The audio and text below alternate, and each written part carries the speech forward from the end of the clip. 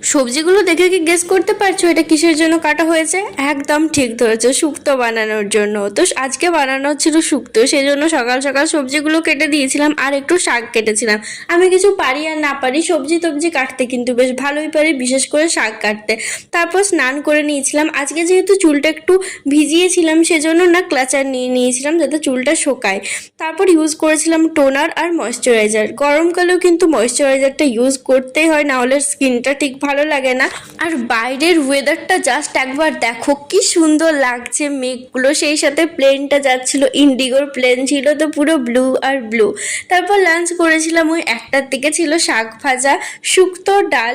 আর weather change হতেও কিন্তু বেশি টাইম নেয় না, আমাদের জীবনের সুখের দিনগুলোর মতো ওয়েদারটাও খুব তাড়াতাড়ি চেঞ্জ হয়ে যায়। বিকালবেলা দেখো এত মেঘ এসেছিল আর ঝমঝমিয়ে বৃষ্টি হয়েছিল প্রায় 1 ঘন্টার মতো। তো দ্যাটস ইট, দেখা হচ্ছে অন্য একটা মিনি ভ্লগে।